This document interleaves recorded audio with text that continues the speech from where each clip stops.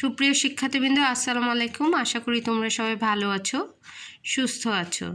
Lions school and college Rangpur কর্তৃক আয়োজিত online ক্লাসে তোমাদেরকে স্বাগত জানাচ্ছি। আমি সেরা জামাল মনিরা, সহকারী শিক্ষক, Lions school and college Rangpur. আমি অষ্টম শ্রেণী বাংলাদেশ ও বিশ্ব পরিচয় বিষয় নিয়ে আলোচনা করছি। গত 3টি ক্লাসে আমি তোমাদের প্রথম অধ্যায়ে 3টি পার্ট নিয়ে আলোচনা করেছি। আজকেও আমি তোমাদের পার্ট 4 ও 5 নিয়ে আলোচনা করব প্রথম অধ্যায়ে। আশা করি তোমরা যে ক্লাসগুলো করিয়েছিলাম সেগুলো তোমরা মনোযোগ দিয়ে করেছো এবং যে কাজগুলো দিয়েছি সেগুলো করেছো। আজকে আসো আমরা আমাদের প্রথম অধ্যায়ে পার্ট 4 ও 5-এ কী আছে সে নিয়ে আলোচনা করি।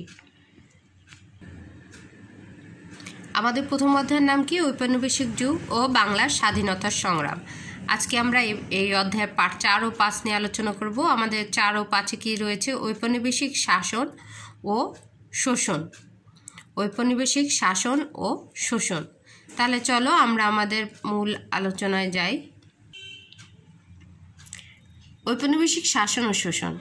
এদেশে ইংরেজ শাসনামল মূলত 2টি পর্বে বিভক্ত ছিল। ক ইস্ট ইন্ডিয়া কোম্পানির শাসনামল, খ ব্রিটিশ সরকারি শাসনামল। ইস্ট ইন্ডিয়া কোম্পানির শাসনামল কত থেকে ছিল? 1765 থেকে 1857, আর ব্রিটিশ সরকারি শাসনামল ছিল 1858 থেকে 1947। বক্সারের যুদ্ধের পর 1765 সালে ক্লাইভ দিল্লির শেষ মুঘল সম্রাট শাহ আলমের কাছ থেকে আনুষ্ঠানিকভাবে বাংলা, বিহার, উড়িষ্যার দেওয়ানি লাভ করেন। দেওয়ানি লাভের পর বাংলার নবাবকে বিত্তভোগীতে পরিণত করে ক্লাইভ দ্বৈত শাসন প্রবর্তন করেন। দ্বৈত শাসন ছিল একটি অদ্ভুত শাসন ব্যবস্থা। এই শাসন ব্যবস্থায় ক্লাইভ বাংলার নবাবের উপর শাসন ও বিচার বিভাগের দায়িত্ব অর্পণ করেন এবং রাজস্ব আদায় ও প্রতিরক্ষার দায়িত্ব ন্যস্ত করেন কোম্পানির উপর। এর ফলে নবাব পেলেন ক্ষমতাহীন দায়িত্ব, আর কোম্পানি লাভ করলো দায়িত্বহীন ক্ষমতা। তাহলে আমরা এখানে দেখছি দ্বৈত শাসনকে, যে শাসন ব্যবস্থায় হচ্ছে 2টি শাসন ব্যবস্থা পরিচালনা ছিল। একটি হচ্ছে ক্লাইভের উপর কি ছিল? বাংলার নবাবের উপর ক্লাইভ কি দিয়েছিলেন? শাসন ও বিচার বিভাগের দায়িত্ব দিয়েছিলেন, আর রাজস্ব আদায় আর প্রতিরক্ষার দায়িত্ব নিয়েছিল হচ্ছে কেউ? কোম্পানি। এর ফলে নবাব কি হলো? নবাবের শুধু ক্ষমতাহীন দায়িত্বই ছিল, কোনো ক্ষমতা ছিল না, আর কোম্পানি লাভ করে দায়িত্বহীন ক্ষমতা। তার কোনো দায়িত্ব ছিল না, কিন্তু পুরোটাকে তার ক্ষমতা ছিল। এখানে আমরা একটি প্রশ্ন পেয়ে গেলাম, দ্বৈত শাসন ব্যবস্থা কি? দ্বৈত শাসন ছিল এদেশের মানুষের জন্য এক চরম অভিশাপ। রাজস্ব আদায়ের দায়িত্ব পেয়ে ইংরেজরা প্রজাদের উপর অতিরিক্ত কর আরোপ করে তা আদায়ের প্রচণ্ড চাপ সৃষ্টি করে। কোম্পানি এবং এর কর্মচারীদের অর্থের লালসা দিন দিন বাড়তে থাকে। অতিরিক্ত করের চাপে যখন জনগণ ও কৃষকের নাভিশ্বাস ওঠার অবস্থা, সে সময় দেশে পরপর 3 বছর অনাবৃষ্টির ফলে খরায় ফসলের ব্যাপক ক্ষতি হয়। 1770 সাল বাংলা 1176 সালে নেমে আসে দুর্ভিক্ষের করাল ছায়া। দুর্ভিক্ষের লক্ষ লক্ষ লোক অনাহারে মারা গেলেও কোম্পানি করের বোঝা কমানোর কোনো পদক্ষেপ নেয়নি। এই দুর্ভিক্ষে বাংলার প্রায় 1/3 লোকের মৃত্যু হয়েছিল। ইতিহাসে এটি 76-এর মন্বন্তর নামে পরিচিত। আমরা 76-এর মন্বন্তর কি আগে জানি যে এটি একটি প্রাকৃতিক দুর্যোগ। একদিকে ছিল প্রাকৃতিক দুর্যোগ, অন্যদিকে ছিল ইংরেজদের করের বোঝা। এই দুটো মিলে একসময় দুর্ভিক্ষের সৃষ্টি হয়, যা 1770 সাল ছিল ইংরেজিতে, আর বাংলায় হচ্ছে 1176 সালে। এই দুর্ভিক্ষের ফলে অনেক লোক মারা যায়। এই দুর্ভিক্ষটাকে আমাদের ইতিহাসে 76-এর মন্বন্তর নামে পরিচিত, এই দুর্ভিক্ষটি। তাহলে দেখো পরের লাইনগুলো দেখো। ইস্ট ইন্ডিয়া কোম্পানির শাসনকালে এদেশে একাধিক গভর্নর ছিলেন। তার মধ্যে উল্লেখযোগ্য ছিলেন Warren Hastings, Lord Cornwallis, Lord Wellesley, Lord William Bentinck, Lord Hardinge, Lord Dalhousie প্রমুখ। তাহলে আমাদের এদেশের যে কজন গভর্নর ছিলেন তাদের মধ্যে উল্লেখযোগ্য আমরা কিছু ব্যক্তির নাম জানলাম। ভারতবর্ষ ইংরেজ শাসনকে স্থায়ী রূপ দেওয়ার জন্য তারা বিভিন্ন উন্নয়নমূলক কর্মকাণ্ড গ্রহণ করেছিলেন, যেমন যোগাযোগ, রেল, ডাক ও তার ইত্যাদি। ইংরেজ শাসকদের গৃহীত প্রধান প্রধান কাজ নিচে উল্লেখ করা হলো। তাহলে তারা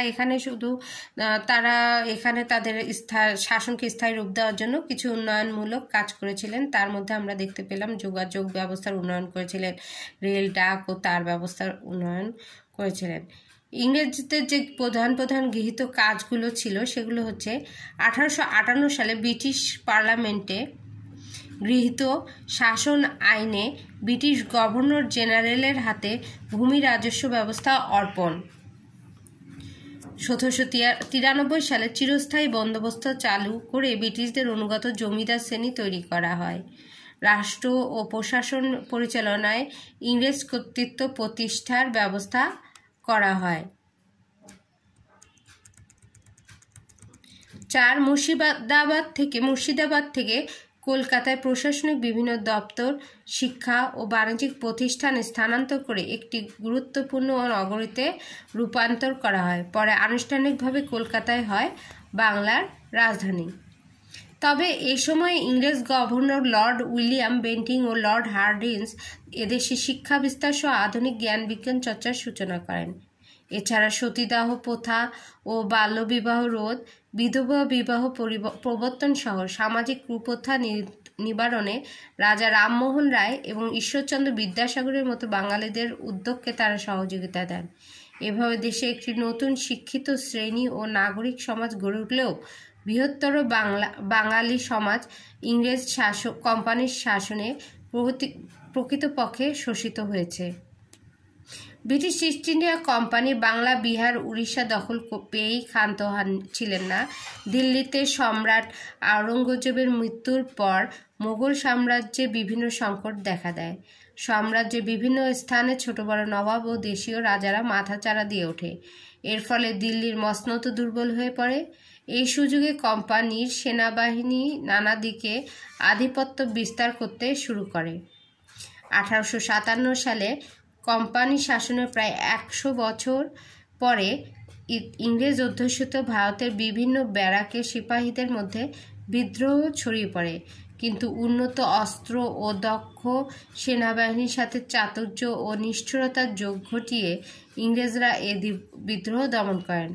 এরপর 1858 সালের 2রা আগস্ট ব্রিটিশ পার্লামেন্টে ভারত শাসন আইন পাশ হয়, যার মধ্যে দিয়ে ইস্ট ইন্ডিয়া কোম্পানি শাসনের অবসান ঘটে।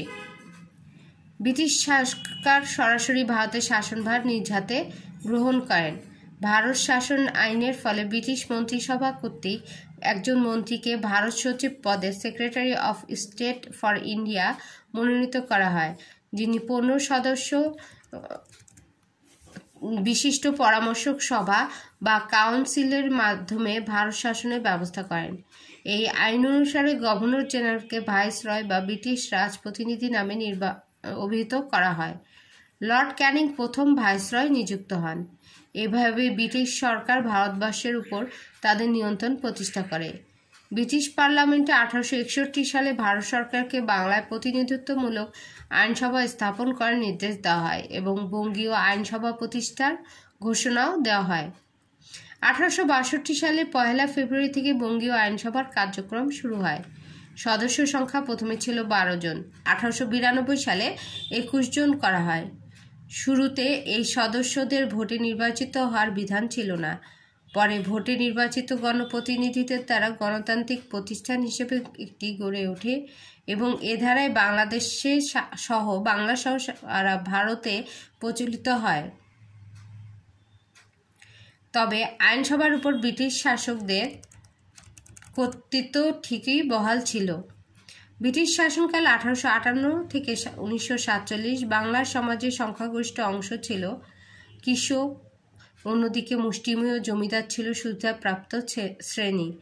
সমাজে কুটির ও ক্ষুদ্র শিল্পের সঙ্গে জড়িত মানুষের সংখ্যা যথেষ্ট ছিল না।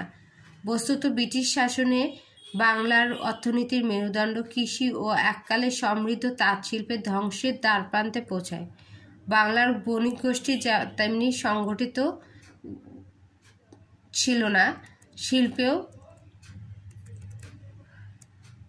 বাংলার অবস্থান তখন উল্লেখ করার মতো নয়। সামাজিক অনুশাসনের দাপটে নারী সমাজ ব্যাপকভাবে পিছিয়ে ছিল। মধ্যবিত্ত সমাজও ততটা শক্তিশালী হয়ে উঠতে পারেনি। ব্রিটেন ছিল সেই সময় পৃথিবীর প্রধান ধনী দেশ। গোটা ভারত ছিল ব্রিটেনের উপনিবেশ অর্থাৎ শোষণের ক্ষেত্র। এখানে আমরা দেখতে পেলাম এই যে আমাদের পার্ট 4 ও 5-এ আমরা দেখতে পেলাম হচ্ছে কি দ্বৈত শাসন ব্যবস্থা দেখতে পেলাম। তারপরে হচ্ছে এখানে দ্বৈত শাসন ব্যবস্থার ফলে এবং একদিকে অনাবৃষ্টির পরপর 3 বছর অনাবৃষ্টির ফলে এখানে একটি দুর্ভিক্ষ হয়েছিল, যা 76-এ মন্বন্তর নামে পরিচিত ছিল। এছাড়া এখানে যে কজন ইংরেজ গভর্নর এসেছিলেন তাদের মধ্যে উল্লেখযোগ্য কিছু ব্যক্তির নাম জানতে পারলাম। তারপরে তাদের কিছু এখানে তাদের শাসনকে পাকাপোক্ত করার জন্য তারা কিছু উন্নয়নমূলক কাজ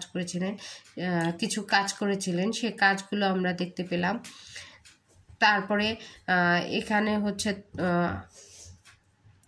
এখানে তারা কিভাবে তাদের শাসন ব্যবস্থা পাকাপোক্ত করেছিল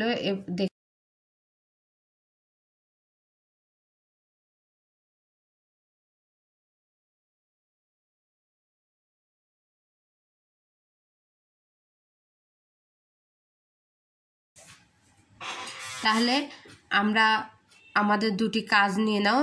এক হচ্ছে 76-এর মন্বন্তর কি ব্যাখ্যা করো, এবং 2 ইস্ট ইন্ডিয়া কোম্পানির শাসন আমলে ভারত ইংরেজদের দ্বারা কিভাবে শাসিত হয়েছিল। তোমরা আবার এই পাঠটুকু পড়বে, ভালো করে পড়ে তোমরা কিছু প্রশ্নের উত্তর নিজেরাই বের করবে। তাহলে আবার তোমাদের এই পাঠটি চর্চা হয়ে যাবে। আজ এই পর্যন্ত। সবাই ভালো থাকো, সুস্থ থাকো। আল্লাহ হাফিজ। আসসালামু আলাইকুম রহমতুল্লাহ।